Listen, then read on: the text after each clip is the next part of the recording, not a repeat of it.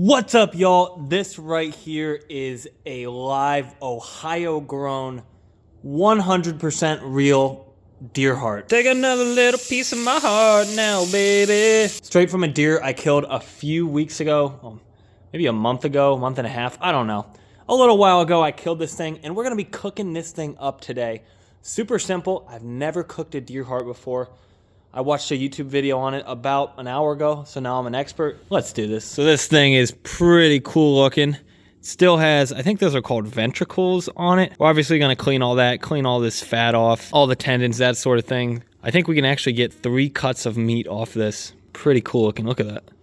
Now I'll show you all my setup and exactly how I'm gonna cook this thing. We got a cast iron skillet. We also got a little pot because we're gonna cook this with some rice. We're gonna keep it super simple. I think I'm gonna dip it in some blue cheese. As you can see, one of my stove legs also doubles as a brick here. This thing is super cool, really nice to have. You can take it in the back of your truck and then it just hooks up to a regular 40-pound tank of propane. Of course, wouldn't you know it, I forgot a lighter.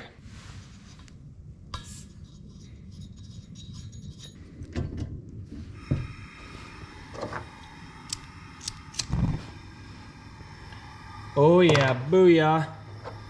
Thing is still working like a charm.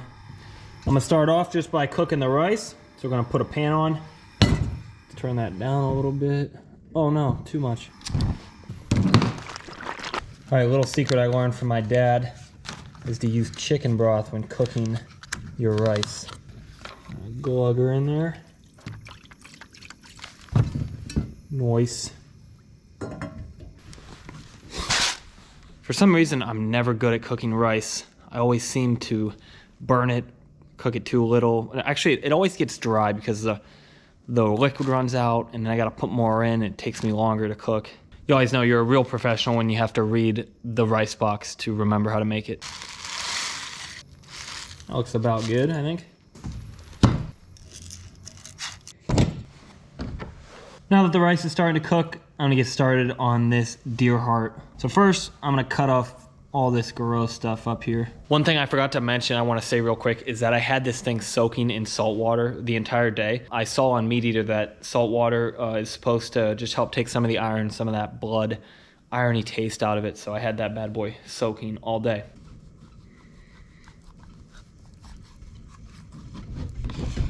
Here you can see what the inside of this looks like.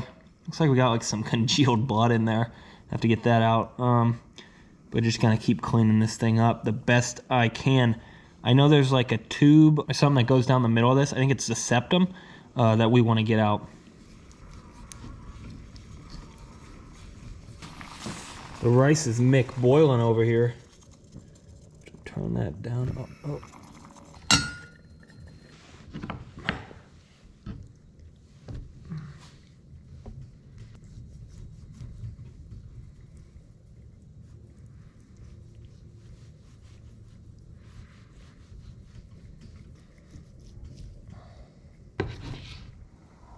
Okay, so cut it clean in half, got that congealed blood out of there, and I'm just gonna continue to clean some of this out.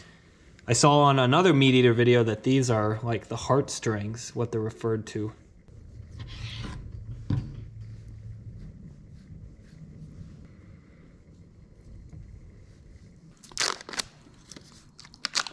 I almost forgot to put the other very important ingredient in the rice, which is, of course, butter. Because butter makes everything better. That's a lot of butter, but it's all right. I'm a growing boy. Let's taste that. Oh yeah, that's some bussin' rice. So I got the heart all the way open now. I even cut out some more crap. And it actually looks like really, really good. Look at that. Those are like just 2 good looking chunks of meat.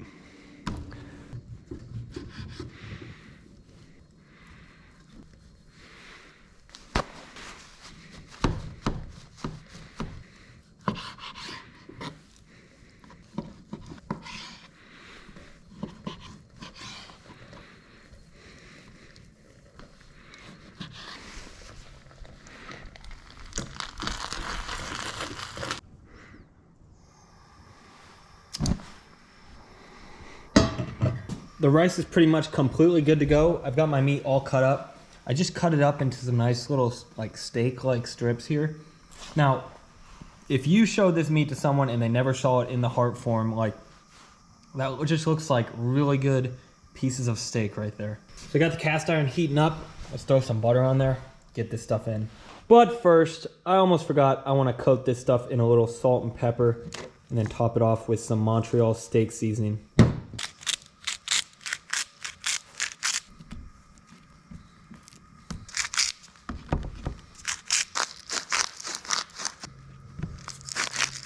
My favorite seasoning, Montreal steak seasoning.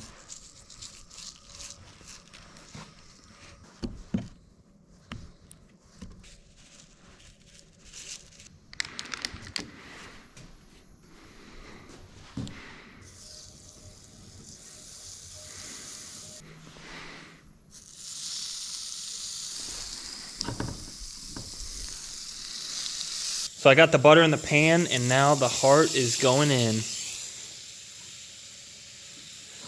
Take it. Take another little piece of my heart now, baby.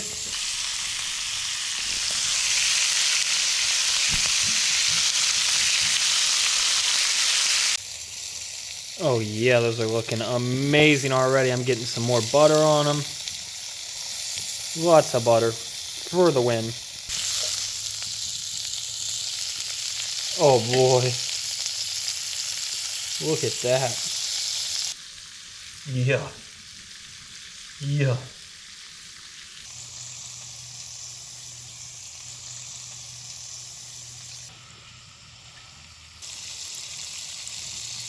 I think these bad boys are nice and ready. They're looking really good.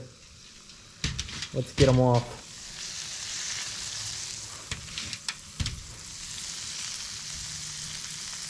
Just cut this guy open and I actually think it's cooked pretty great. Look how good those look.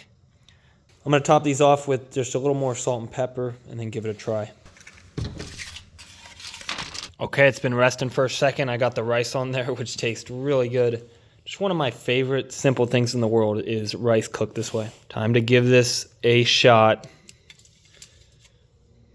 This could be really good or it could be really bad.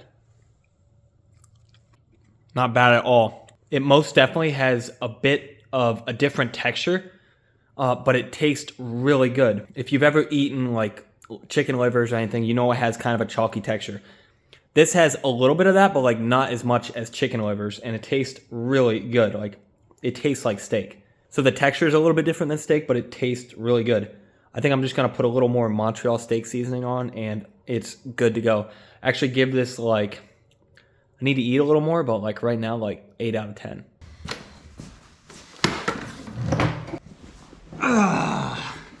All right, it's time to dig in.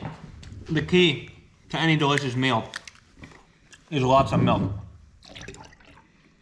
Like this could be served in a restaurant. It's getting better the more I eat it. So good. What is it about just a simple meal, some meat, some rice, some milk? Mwah. All right, I'm calling it quits right there. I'm gonna save the rest for tomorrow. I almost ate the entire heart though. It's pretty insane. This was so good. It honestly got better the longer it sat, and I don't know. It was really good.